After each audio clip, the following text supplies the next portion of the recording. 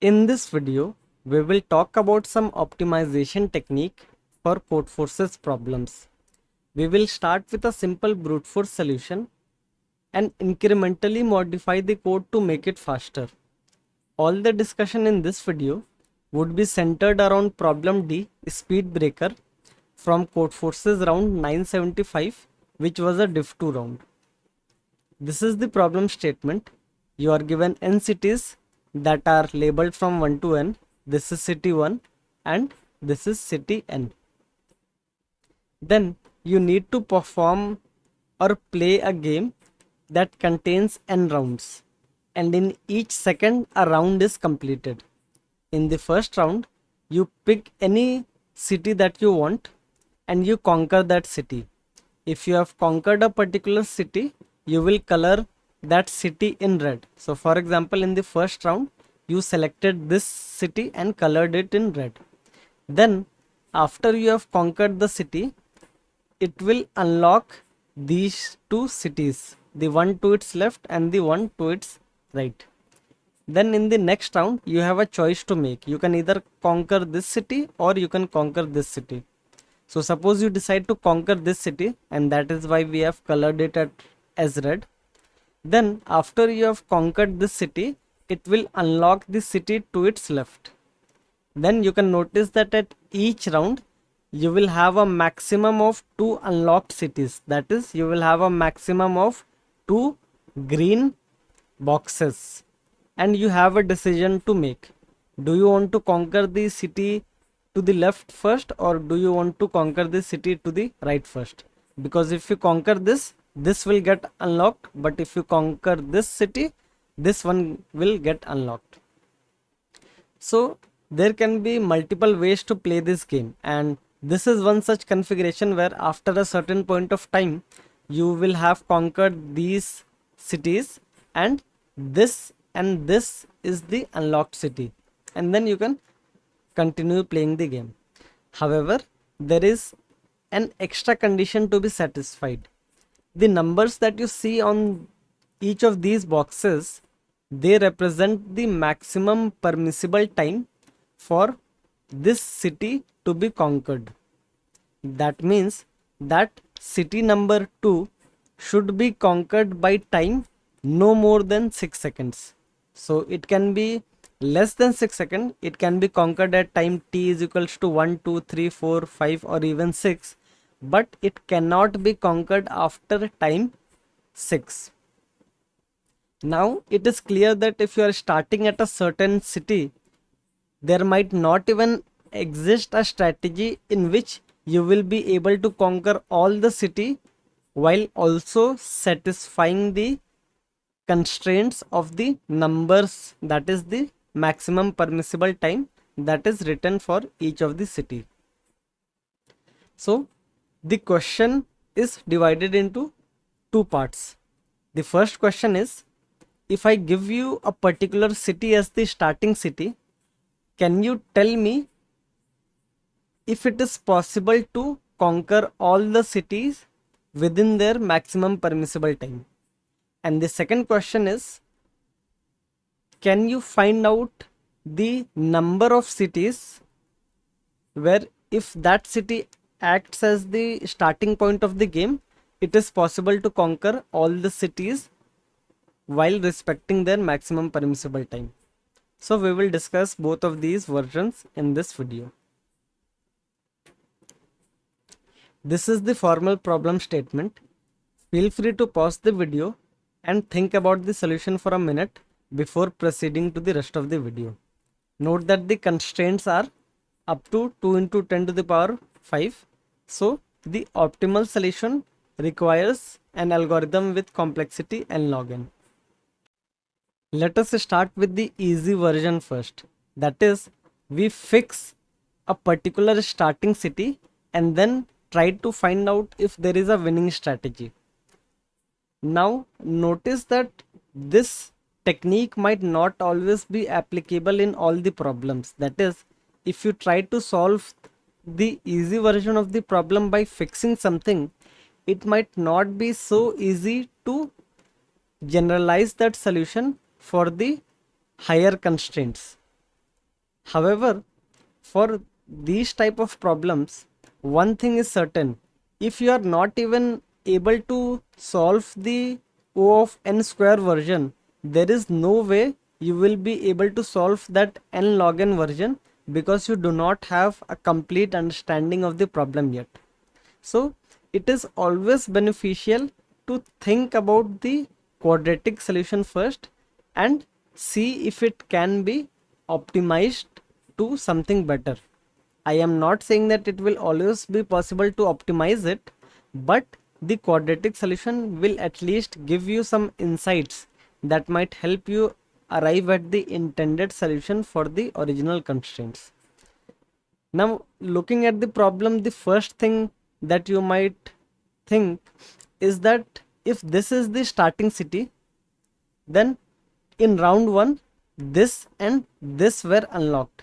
Then it makes sense to conquer the city with the smallest maximum permissible time, right? Because if we leave it for later, then by that time the deadline will have elapsed and we might not be able to conquer it.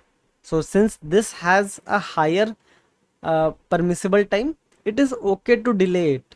So that is why you should conquer this first, and then this and this gets unlocked. So since this has the smallest permissible time, you should conquer this first, and then you should arrive at this, then you should arrive at this, this, this, and then so on. At first this strategy looks correct, but it is incorrect, and you can pause the video for a second and try to think of a counter example. And let me show you the counter example. So if you look at this counter example, if you look at this counter example, you will notice that if this is the starting city, then you will always conquer the smallest first. So since this is 10, so you will conquer 4, 5, 6, 7, 8 and 9. But by the time you conquer 10, the deadline for 3 would have elapsed. But if you were smart about it, you could have conquered 10 first, then 3, and then you could have conquered the rest.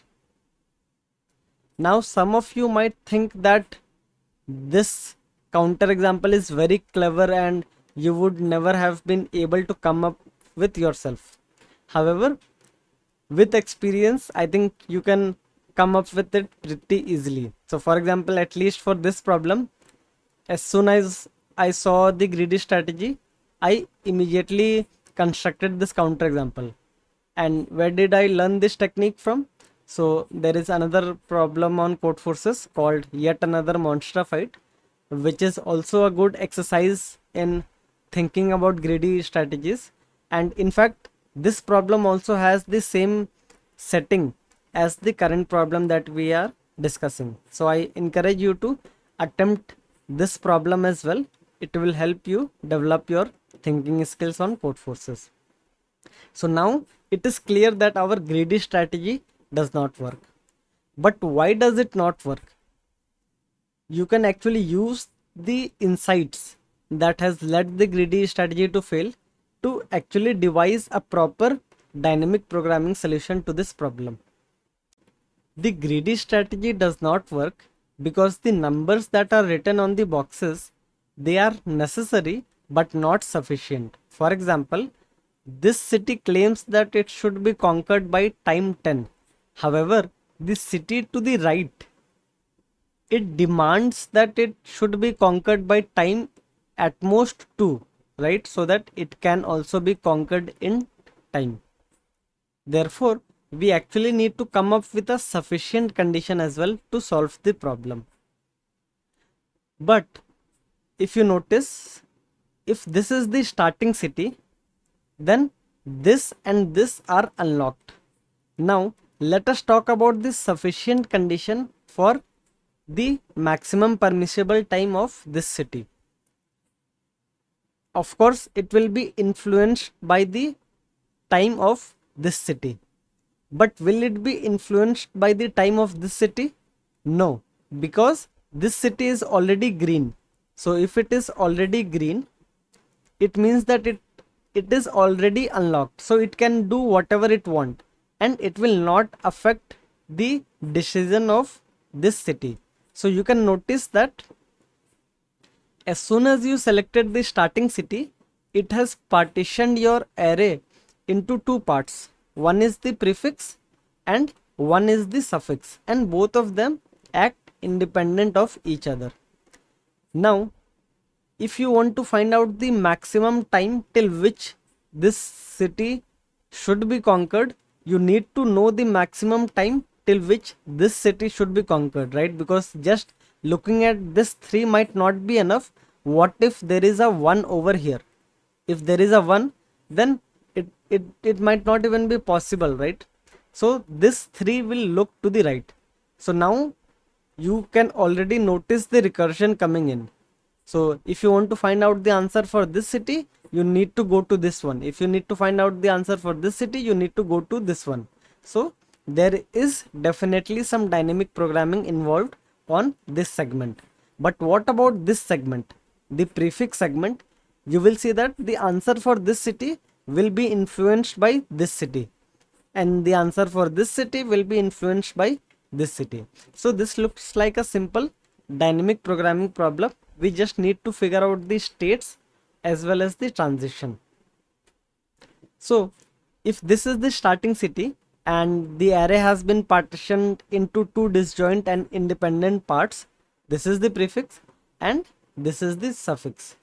Now in the last slide we noticed that each city will be influenced by the city to the right, but how exactly will it be influenced? It is a bit difficult to say at the moment, but there is two cities for which it is very evident that it will not be influenced by anyone.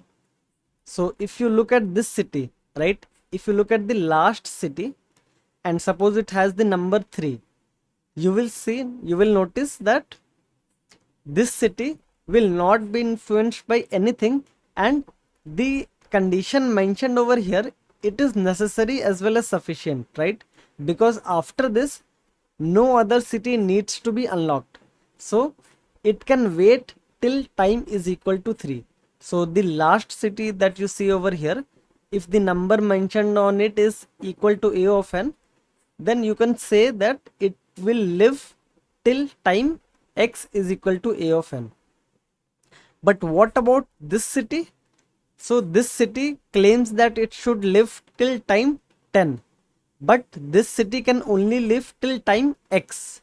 So this city should be conquered by time x minus 1 or ai, right? Whatever is the minimum of them. Why are we taking x minus 1? Because if it gets conquered by x minus 1, we will use the next round to kill it or conquer it by time x, and that is why it needs to be x minus 1. So we also have the dp value for this city, which is nothing but minimum of x minus 1 of this city comma ai of this city. Similarly for this city, it will be conquered by time a of n minus 2, but it needs to also unlock this city by time x minus 2, right? So that there is a buffer of 1 for us to unlock this city or conquer this city by time x minus 1. So it is clear that if you iterate over the array from right to left, then you can incrementally find out the optimal necessary and sufficient condition for the maximum permissible time of each of the city, and then you can repeat the same process for the prefix, but then you iterate from left to right. So even though we are just using a simple variable called x and then we are decrementing that variable as we go along, you will realize that this is in fact a dynamic programming problem, right? Because the dp value of this depends on dp value of this, but since you iterated from right to left all the DP values would be computed in linear time. But the transitions for the prefix would be different from the transitions for the suffix. So now suppose you have performed this algorithm and come up with this sufficient time for each of the city to be conquered. For example, suppose this is the starting point and you have performed the algorithm, the dynamic programming algorithm of going from here to here and going from here to here, and suppose the number that you have come up with is written over here.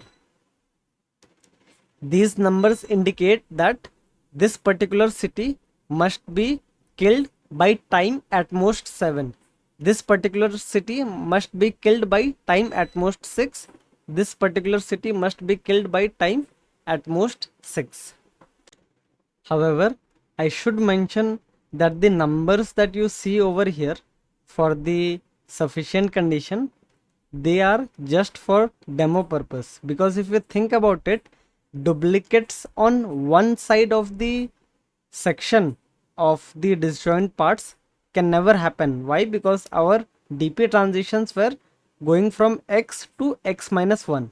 So it is clear that it will decrease at least by 1, maybe even more.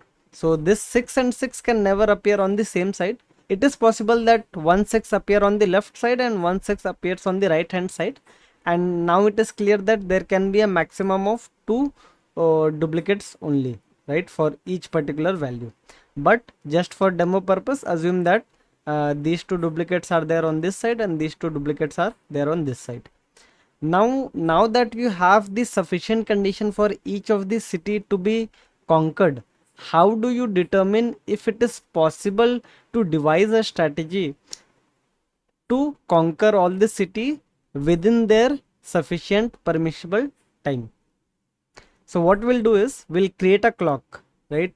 This is your watch and you have added the ticks for every second. So this is t is equals to 0 second, t is equals to 1 second, 2 second, 3 second, and so on. Then you iterate over all these maximum permissible times, and 1 appears 1 time, so you add 1 over here. 2 appears 2 times, you add it over here. 4 appears 1 time, you add 1 over here. 6 appears 3 times, you add 3 over here, and then so on. Now when the clock is ticking, you can notice that at t is equal to 1, this city will be conquered, so you conquer that city. Now at time is equal to 2, there are 2 cities that needs to be conquered, but by this point you have already utilized this one for conquering this city, so it is not possible to conquer this city anymore, right? And that is why the answer would be no. But let us for now forget that this city needs to be conquered, right? Like let us set it to something infinity. Then in that case you would notice that by time is equals to 2, you need to conquer 2 cities.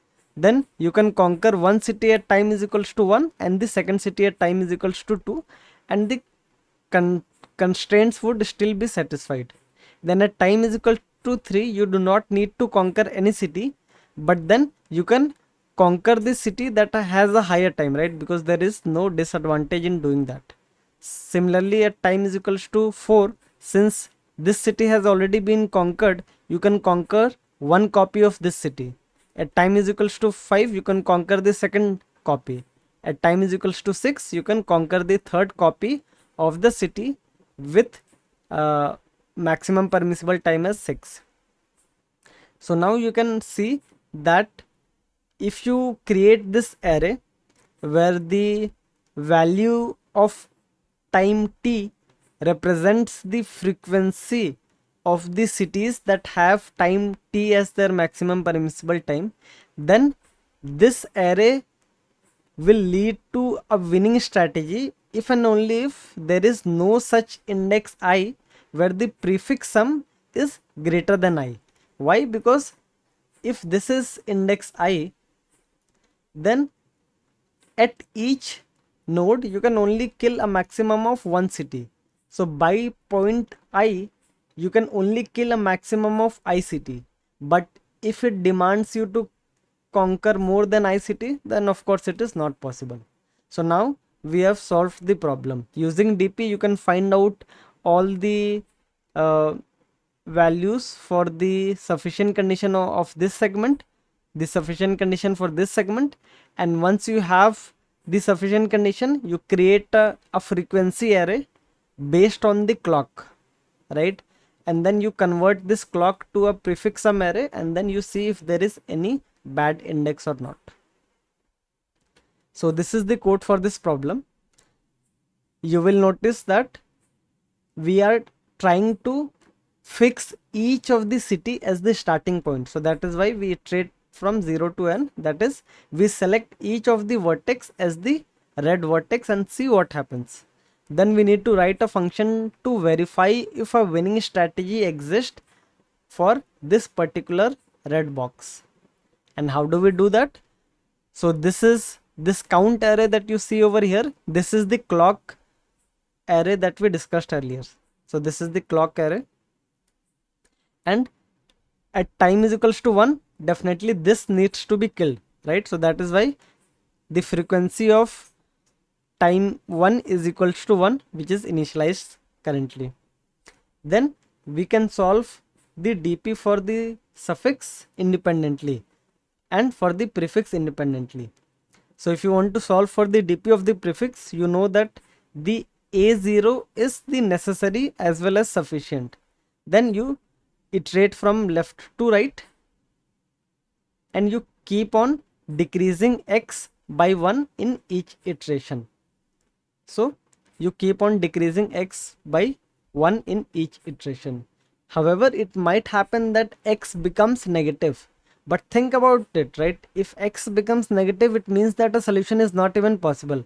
So why not add a sentinel value of 0 and restrict it from going down to a negative number, right? And anyway, if we see that the frequency of 0 is more than 0, then the solution is not possible. So this line is nothing but a fancy way of saying x minus minus. Then to determine the DP value of the current node, you simply take the minimum of x and the maximum permissible time stated in the problem, and you increase the frequency of the clock time for that particular x that you have achieved for that node. You do this for the prefix, you do this for the suffix, and finally you convert that clock to a prefix sum array. And if there is any index where the prefix sum is strictly greater than I, that is a bad index and that is not possible. So you return false, otherwise you return true. So this is a very simple quadratic solution code for this problem. Now make sure to pause this video right now and think about the solution for a minute and make sure that you completely understand the solution, because the rest of the video will not focus on the solution anymore. Instead, it will try to look at this code and do some optimization that can be done even without having the context of the problem. So the actual problem discussion ends here and the optimization part begins. How do we optimize the time complexity of this program? Notice that the time complexity of O of n square is caused due to nested for loops, because this is one for loop and then inside this check function there are 3 different for loops, and that is what is causing the time complexity to jump to O of n square. So our goal is to terminate or remove these 3 for loops one by one. Let's talk about the first 2 for loops. Notice that they compute the DP value when this node is fixed as the starting position. But once you move from this to this, notice that the computation remains the same, right? Because if this node has been shifted over here, this node will still only be affected by its left neighbor. So no matter where the starting position of the first city is, this computation that you do for the prefix as well as the computation that you do for the suffix is being repeated over and over again. So why not do the pre-computation of the prefix dp value and the suffix dp values at the start of the program? This will at least eliminate these two for loops. However, this is not the only thing that these two for loops are doing. They are also populating the count array, which is the frequency array for the clock. But let us try to at least remove as much as we can, but we will still keep the frequency array for the time. So you can just compute the prefix as well as the suffix dp. And how do you do that? For each of the node, the prefix dp is nothing but dependent on the left neighbor. So you iterate over all the nodes and then you pick it from the left neighbor and you store it in prefix min, right? Similarly, you do the same thing for suffix min for all the values. Once you have this, you can rewire the code to remove that big for loop, but notice that you will still need to store the frequency array of the clock. So that is why if this is fixed as the starting position of the city, then you iterate over all of these, and for each node you already know the maximum permissible time which is sufficient, which is nothing but p min of I, and for each node on the right it is s min of I. So you create the frequency array for the clock, and then you have the prefix sum array. Okay, so far so good. We were able to remove two big for loops, but we also introduced two new for loops in its place. Can we do better? So notice that currently we are recomputing the frequency of the clock every time, right? Every time we fix an index as the starting city, we are recomputing this. And if you want to optimize programs, you should be able to reuse older data and update them to make it identical to the new data that you want, right? And this is also the essence of dynamic programming, that you rely on older data. So what we are now trying to do is we want to create this count array just once outside this for loop, and then we will see how we can update this count array in O of 1 instead of O of n that we are currently doing. So if you want to reuse the count array, let us try to think about what happens when the starting city moves from this orange block to this red block. Notice that these segments, right, in the previous round where this orange block was the leading city, these segments were part of the prefix, and recall that each segment has the same contribution because it is determined by p min array that we computed. Same for this segment. The only thing that would change is the contribution of the orange segment, orange box, and the contribution of the red box.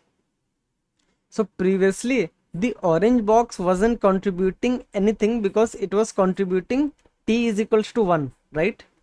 But after it has shifted, it has now become part of the prefix. So now it will contribute p min of orange. So that is why you increment p min of orange, right? You increment the frequency of that by 1. Now let's think about this red box. So when this was leading, this red box was acting as the suffix, but now it will no longer be part of the suffix segment because it will contribute t is equal to 1. So that is why you decrease s min of red, and then these are the only two changes that you would have to make when you shift this starting choice from here to here. Now this might seem very weird and out of the blue to some of you, but this is actually a fairly standard technique, and I even have a video on my channel that I'll talk about in the next couple of slides, where we use this same technique of figuring out what happens when the deleted edge shifts from here to here. So technique is very important in the sense that if you do your computations in a particular order, and the order here is from left to right of the starting city, then there is a lot of information from the previous state that you can reuse, that will help you to avoid recomputing the entire state from scratch. So you will notice that we just computed the count array once outside the for loop, and then for each of the starting position we are simply modifying that count array. So now we have successfully eliminated two for loops, and the only thing that is standing in our way is to optimize this last segment that computes the prefix sum. Now notice that as long as you have this format of computing the prefix sum at the end, it is very tricky to optimize it in its current state. So if you want to do some optimization, you should come up with an approach that doesn't need to iterate over all of these elements of the count array manually. And how can you do that? So right now it might not seem obvious, but one thing that you could do is try to reduce the computations as much as possible and stay in the standard domain of computing the sum or maxima, minima, and so on. So what we will do is, instead of maintaining the count array, we know that the only thing that we are using it for is the prefix sum, right? We don't care about the actual values of count type, we only care about the prefix sum values of the count array. So why don't we maintain the prefix sum array instead, and maybe we can find out some optimizations from there. So to do that, let's write a function where we need to add, or yeah, we need to add a certain delta to an element. So you will remember that if you want to add something over here in the prefix sum array, you need to propagate this delta to all the elements in the suffix. So I have created this function over here, but I am manually doing this computation myself.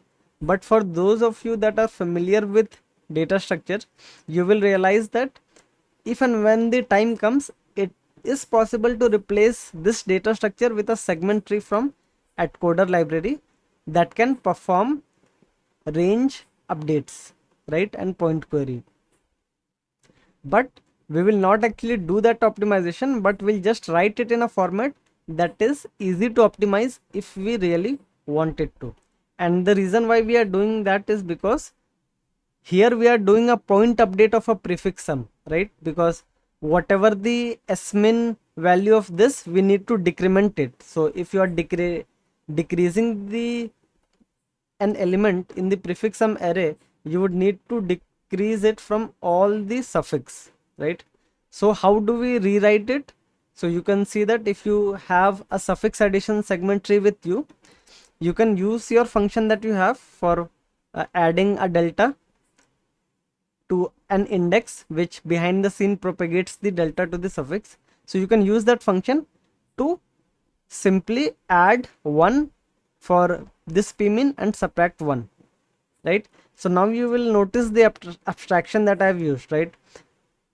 To our mind, it just looks like that whatever we were doing manually by doing plus plus, it has just been shifted to a function called add, right, that takes in a delta. But behind the scene, it is secretly maintaining the prefix sum array, and this can be silently swapped with a segment tree if the need be. And now that you are already computing the prefix sum array, you can simply iterate over that array and you can see if any index is greater than I or not. So the reason we are not directly replacing this with a segment tree is because this part is still taking time O of n per index. So we need to optimize this first. But if you are familiar with Codeforces, you must know that there is no obvious optimization that can be done for such a complex case, right? a of I is greater than I, right? I'm pretty sure that you must not have heard of it. So we need to reduce the complexity of this expression. And how do we do that? So one thing that you could do is subtract I from each of the indexes in the prefix sum. So if this is the prefix sum, instead of initializing it with 0, you initialize it with -0, -1, -2, -3 and so on. Then you can notice that this will be nothing but p count of I minus I should be greater than 0.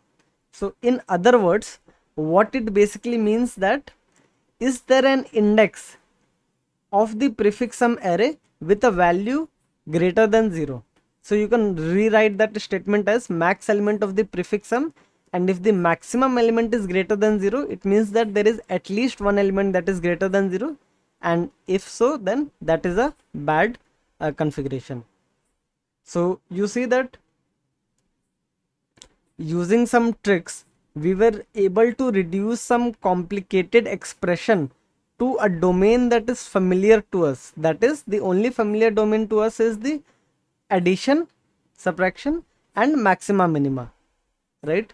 So this was a very clever trick, and I mean, for some of you it might seem clever, and for some of you it might seem pretty obvious, but nonetheless it is a very important trick of converting something complex to a known domain, which is a maxima or minima. And later in the video I will also share a problem that had this exact same idea that needed to be used, and this is where I got the motivation of this line of reasoning from. So okay, so now you see that we are almost close to our destination, because all we are looking for is a data structure that can quickly add something on a segment, right? Because we need to add something on a segment, and a data structure, and that same data structure should be able to find out the maximum element of the entire array. And for this part, Atcoder library has a data structure called as lazy segment tree.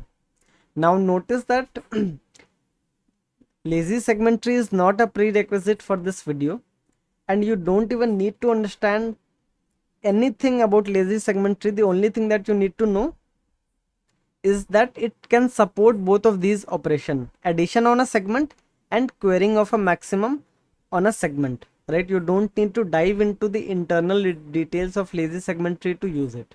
So I actually have a video on my channel called how to solve CF problems using Atcoder library, and in this video I have gone in intricate details of how to use the lazy segment tree from Atcoder library to solve Codeforces problems.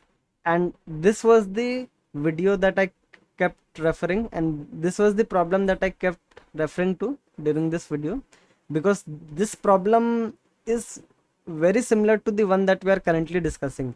It has the trick of converting some complex operation to maxima minima. It has the trick of figuring out what happens when this node shifts from here to here, and it also has the application of lazy segment tree, and I have also discussed the details over here, so you can take a look at this video. Right now I will assume that you already know how to use lazy segment tree. So this is a code snippet that I have taken from this video only. So if you want to know more details about what these op and composition means, you can go through that video. And this is also the code snippet that I have taken from the previous video. And here I have just added my wrapper function for adding something on a segment and querying the maximum value. So then all I need to do is go ahead and replace my normal brute force function with the add function that I have created using Atcoder library. So this function remains same, this function remains same, and instead of using max element, which is O of n per query, I can simply use my segment tree dot query max, which will give me the maximum value in O of log n. So the overall time complexity of this algorithm becomes O of n log n. Why? Because this is just one loop. This is log n, this is log n, and this is also log n. So this was a pretty interesting problem, right? Because it had the concept of greedy. When does greedy not work? How to extract the best out of greedy and convert it to a dynamic programming problem. How to reuse some states if you process things in a certain order.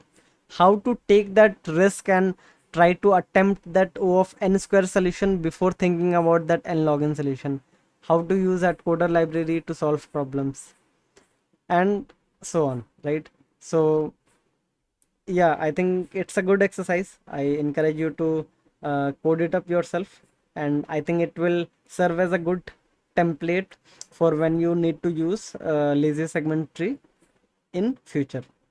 So these slides, code, and practice problem for this video will be present on cfstep.com. I will also link it in the YouTube comments down below.